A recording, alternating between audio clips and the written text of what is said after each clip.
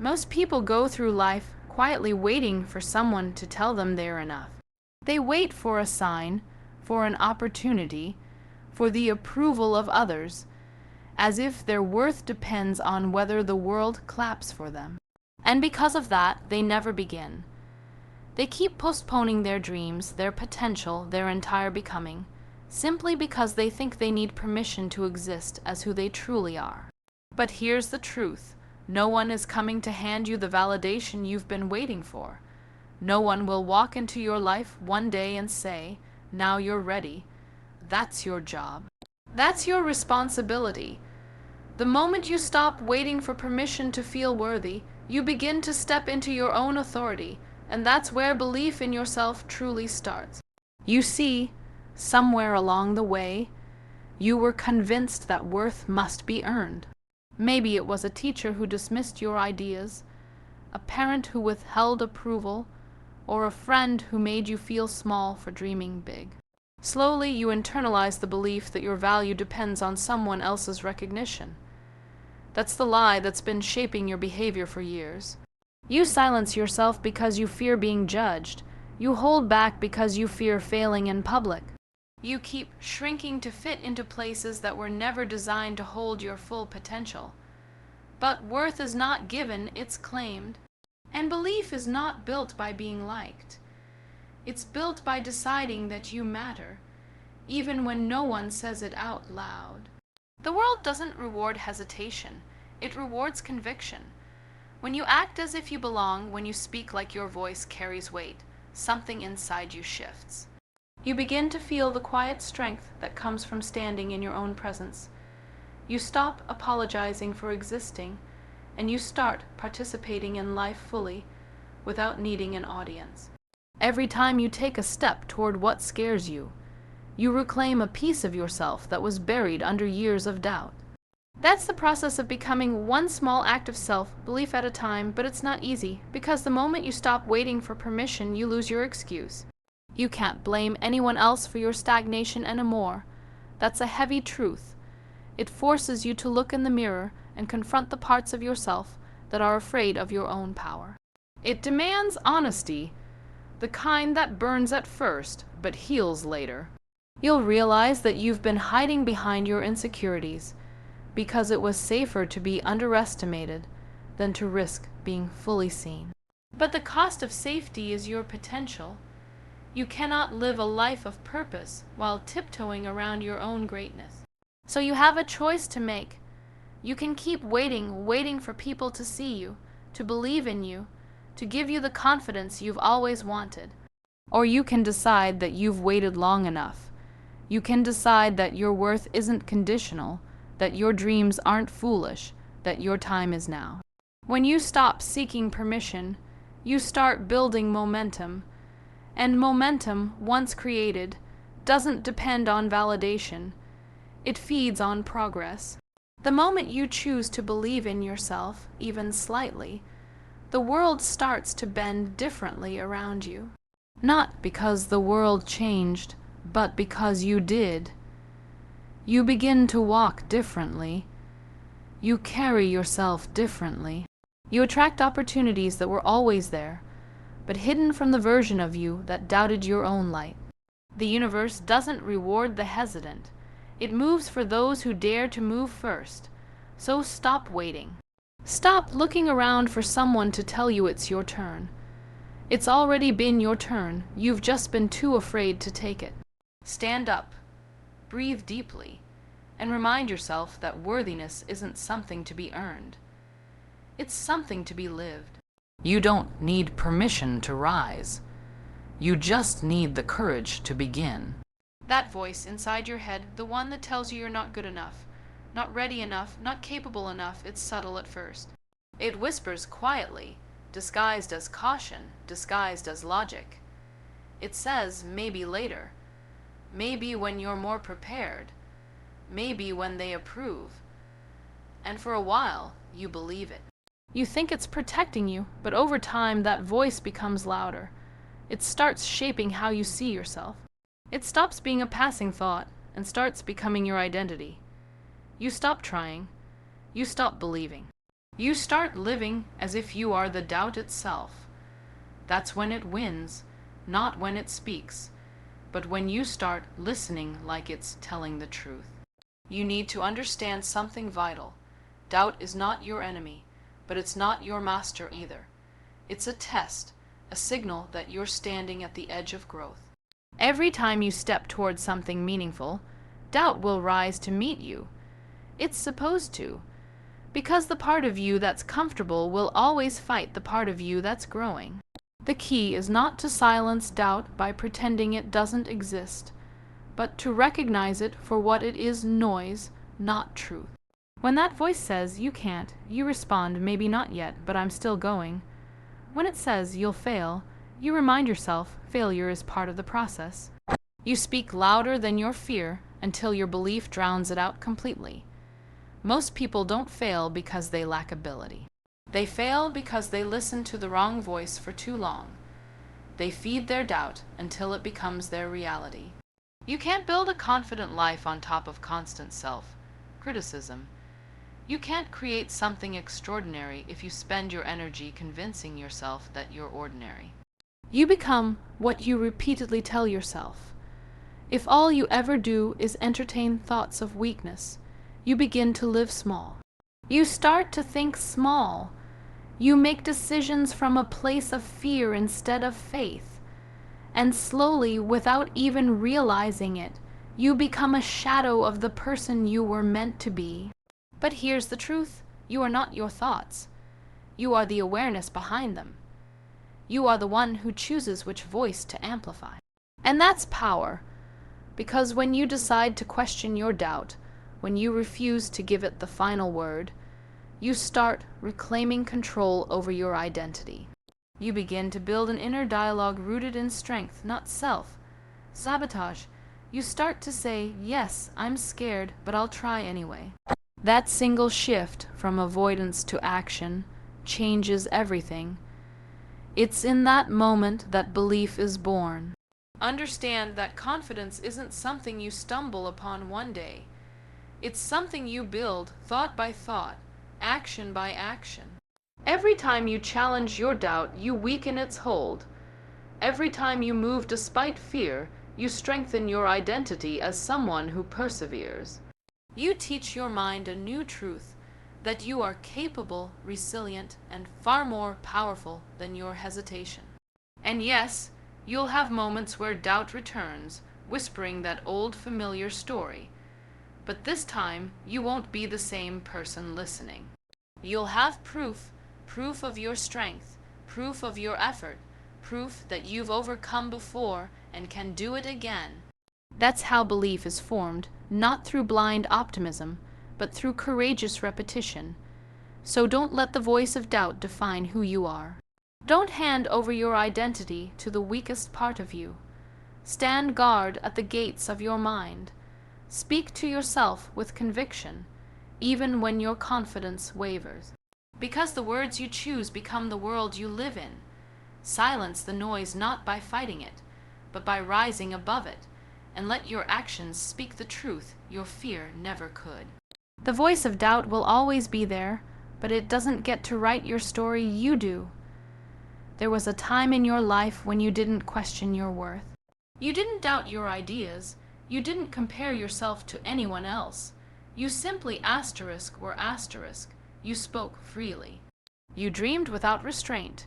You believed that anything was possible. That version of you wasn't naive, it was pure. It was untouched by judgment, by fear, by the constant need to prove something to the world. But as you grew, something happened. The world started to tell you who you were supposed to be. It told you to tone it down, to fit in, to stay quiet. And slowly, without even realizing it, you traded your authenticity for acceptance. You became a version of yourself that felt safe to others, but foreign to you. And it's heartbreaking, because deep down, you still remember that spark. You can feel it sometimes in moments of silence, in flashes of passion, in dreams that refuse to die. That's your original self calling out to you, reminding you that you've always been more than the labels, the expectations, and the limitations that were placed on you. You weren't born to blend in. You were born to express something unique, something only you can bring into this world. But you can't do that if you've forgotten who you are beneath the noise. The truth is, most people never take the time to remember. They keep living through the lens of who they've been told to be. They follow rules that don't belong to them, chase goals they don't even care about, and wonder why they feel empty even when they achieve them. They confuse success with alignment, but success means nothing if it comes at the cost of your authenticity. You can win the world and still lose yourself, and that's the quiet tragedy of a life unlived. Remembering who you were before the world told you otherwise is not about going backward. It's about returning to what's real, your values, your courage, your curiosity, your hunger for meaning. It's about peeling back the layers of conformity and rediscovering the parts of you that the world couldn't break. That's not easy work. It requires honesty. You'll have to confront the masks you've worn and the lies you've told yourself just to belong. But the moment you do, you'll start to see a glimpse of something powerful, your true self. The one who's not afraid to take up space. The one who doesn't need to apologize for existing.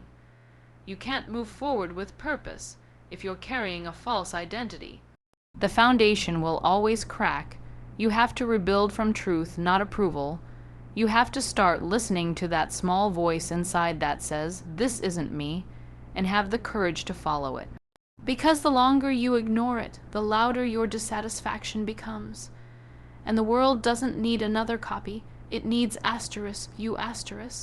The raw, imperfect, honest version of you. When you reconnect with that person, the one who used to dream, to create, to believe, something shifts. Life stops feeling like survival and starts feeling like alignment. You begin to see that your power was never lost. It was only buried under years of pretending. You start to trust your instincts again. You start to say no to what drains you and yes to what sets your soul on fire. That's what happens when you remember. You return home to yourself. So stop trying to become who others think you should be. You don't need another identity. You need to reclaim the one you abandoned. The world might have convinced you to forget, but your soul hasn't. That spark you had as a child, it's still there, waiting to be reignited. Don't let the noise of the world drown out the truth of who you are. Strip away the expectations, the fear, the doubt, and return to that person who believed in possibility, who dared to dream without permission. Because that's the real you. And the real you is powerful enough to change everything. Belief doesn't come from affirmations alone. You can tell yourself you're strong, capable, or deserving 1,000 times. But if your actions don't back those words, your mind won't believe you. Self-trust isn't built through talk. It's built through follow-through. It's built in the small, consistent moments where you do what you said you would do, especially when no one is watching. Every promise you keep to yourself is like laying a brick in the foundation of your confidence. And every time you break one, that foundation cracks a little more. The truth is, you don't need more motivation, you need more evidence. Evidence that you can rely on yourself. Think about it. How can you believe in someone who constantly lets you down? You can't. And your subconscious works the same way.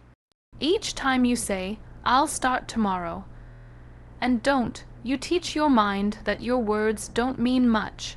But each time you follow through, even in the smallest way, you begin to earn your own respect. That's the secret most people miss. Confidence isn't arrogance. It's self-respect. It's knowing that when you say you'll do something, you actually will. And that's a power most people never develop because it's not glamorous. It's not loud. It's quiet, steady discipline. We live in a world obsessed with instant results, where everyone wants transformation without the process. But real change happens in the repetition, in those invisible days when you're showing up, even when it feels like nothing is happening. That's when self-trust grows. It's in waking up early to work on your goals when no one would know if you slept in. It's in choosing honesty over comfort. It's in keeping commitments, not for the sake of others, but because your integrity depends on it. You can't fake that kind of strength. It's built one decision at a time, and yes, you'll slip. You'll have days when you fall short, when discipline feels like a burden, when you question if it's even worth it. That's okay. Self-trust isn't about being perfect. It's about being consistent. It's about getting up again and proving that you can start over without losing faith in yourself. Because every comeback, no matter how small, strengthens the belief that you can recover. And that's what separates those who grow from those who give up. Not talent, not luck, but persistence. The willingness to keep showing up long after the excitement fades. The world will try to convince you that belief is something external, something others give you when you've proven yourself. But the truth is, it's the opposite. You prove yourself to you first. Once you start trusting yourself, external validation loses its grip. You stop chasing applause because you already know your worth. You don't need permission to act, to create, to lead. You've already built that permission internally through your own consistency. You can't build a meaningful life on broken promises to yourself. You can't believe in your potential if you constantly abandon it. But the beauty of it all is that you can start small today. One step, one action, one choice to honor your word. It doesn't have to be massive, it just has to be real because real progress compounds. Over time, those small victories become unshakable confidence. You'll look back and realize that it wasn't luck. It wasn't timing, it was you, building yourself through quiet, relentless action. So stop waiting for the perfect moment to begin. Begin, and let the moment become perfect because you showed up. Keep the promises you make to yourself. Be someone your future can rely on. Because once you trust yourself fully, the world can't take that from you, and no obstacle can stand in the way of a person who refuses to stop moving forward. Your mind is the soil where every part of your life grows. What you plant there, through thoughts, words, and habits, becomes your reality. Yet most people guard their phones, their money, their image, with more intensity than they guard their minds. They allow anyone and anything to enter, toxic opinions, defeating thoughts, endless distractions, and then wonder why their confidence withers. You have to start treating your mind like sacred ground, because it is. Everything that exists in your outer world began as a thought. Your strength, your doubt, your success, your fear, all of it starts in the same place. So the question becomes, who or what are you letting build inside your head? It's easy to underestimate how much influence your environment has on your thinking. The conversations you engage in, the content you consume, the people you spend time with, they all leave fingerprints on your mind. If you surround yourself with negativity, you start to internalize it as truth. If you spend hours comparing yourself to others online, you'll begin to believe you're falling behind. That's not reality, that's conditioning. And if you don't take ownership of what enters your mental space, something else will. The world is full of noise, full of distractions that thrive on keeping you uncertain, insecure, and distracted. You have to learn to filter it to say, no, this doesn't belong here. Because the thoughts you allow to live in your mind will eventually shape the direction of your life. Protecting your mind doesn't mean living in isolation.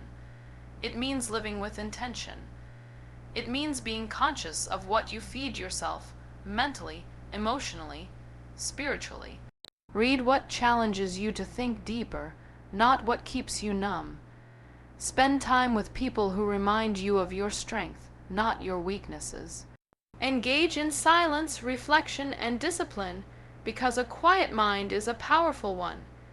Chaos loses its grip when you learn to be still within yourself.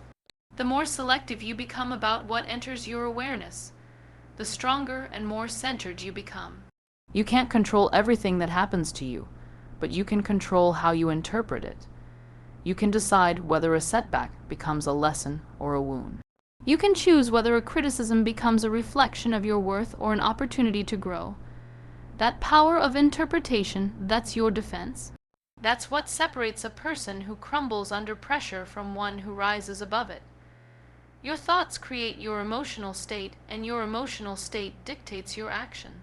So if you want to live a life rooted in belief and purpose, it starts with mastering what you allow your mind to dwell on.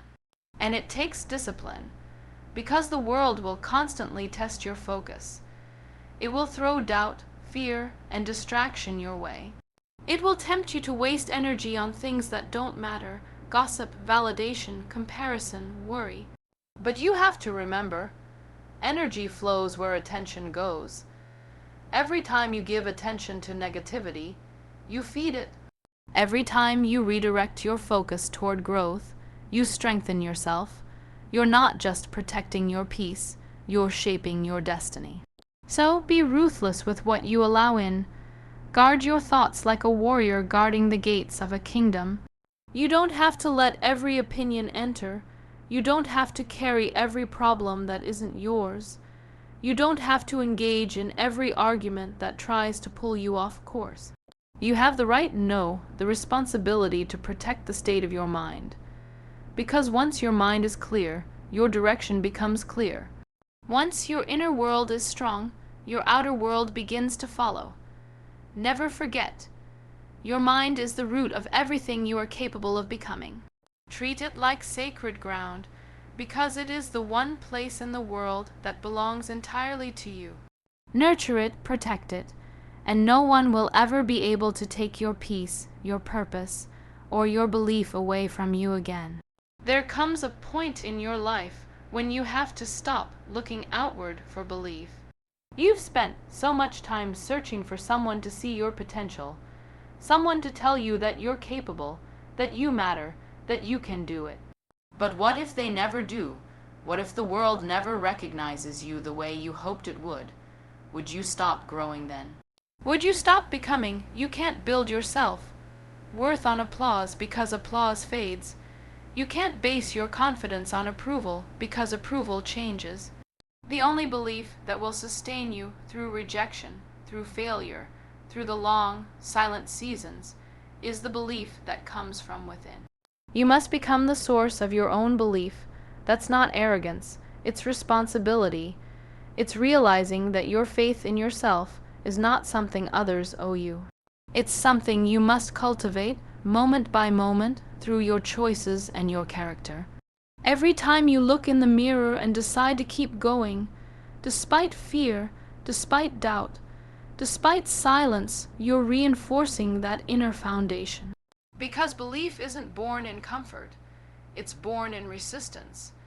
It's built when you fall and rise again. It's strengthened every time you face uncertainty and choose not to run. That's the kind of faith that lasts. The danger of depending on external validation is that it keeps you enslaved to it. When people praise you, you feel worthy. When they criticize you, you crumble. Your sense of self becomes fragile, reactive, dependent. But when belief comes from within, you stop being tossed around by other people's opinions. Their voices lose power because you already know who you are. You no longer need them to tell you that you're enough. You live like you are. That's freedom, not the kind that screams for attention, but the quiet strength of someone who knows their worth and no longer bargains for it. You have to learn to be your own encourager, your own supporter, your own reminder of what you're capable of. Because there will be days when no one claps for you, no one notices your effort, no one validates your progress. On those days, the belief you've built within yourself is what keeps you standing. It's what pushes you to take one more step when everything in you wants to stop. That's why self-belief is not optional, it's essential. It's the engine behind every dream that ever became reality. And the truth is, no one can give it to you. People can inspire you, guide you, teach you, but belief. That's your job. You must feed it with discipline. Strengthen it with persistence and protect it from doubt like it's something sacred. Because it is. Once you develop that internal source, you stop chasing confidence and start embodying it. You stop asking for permission to act and you start creating your own momentum. You begin to realize that life isn't waiting for you to be ready, it's waiting for you to believe. Becoming the source of your own belief means standing firm even when the odds are stacked against you. It means trusting your intuition when others don't understand it. It means holding your head high not because you've arrived, but because you've chosen not to give up. That's real power, not the kind that comes from control, but the kind that comes from conviction. You stop seeking validation and start radiating certainty. You become the kind of person whose quiet confidence changes the atmosphere of any room they walk into. So stop searching for someone to save you. Stop waiting for the world to recognize you before you recognize yourself. Start drawing strength from within, from your effort, your endurance, your refusal to give up on yourself. Because once your belief becomes self-sustained, no failure can destroy it, and no success can define it. You become untouchable, unshakable, free. Believe in yourself so completely that even your silence carries conviction. And let that belief be the light that leads your life forward, no matter how dark the path becomes. At the end of it all, believing in yourself is not just a motivational idea. It's the foundation of everything you will ever become. It's the quiet revolution that starts within. The moment you stop seeking permission to live as who you are meant to be, you begin by silencing the doubt, by remembering the strength that was always there, by rebuilding yourself, just one promise at a time. You learn to protect your mind from noise, from comparison, from the negativity that steals your focus. And then, slowly, you rise not because the world believes in you, but because you finally do. You start walking differently. You start speaking differently. You start carrying yourself with the quiet confidence of someone who knows they no longer need validation to move forward. You stop waiting for someone to tell you it's time, because you've realized the truth. It's always been time. Every step you take in faith becomes a declaration that you are no longer at the mercy of circumstance, of opinion, or of fear. Belief in yourself is not arrogance, it's alignment with your purpose. It's the understanding that you are capable of far more than the world has allowed you to see. And once you build that belief from within, no setback can break it, and no failure can erase it. You become your own source of strength, your own foundation, your own proof that greatness begins with a decision, the decision to trust yourself, even when no one else does. So start now, stand tall, believe in yourself so deeply that doubt has no place left to live. Because the moment you do, life will start responding in ways you never imagined. The world doesn't give belief to the deserving. It reveals its power to those who dare to believe first.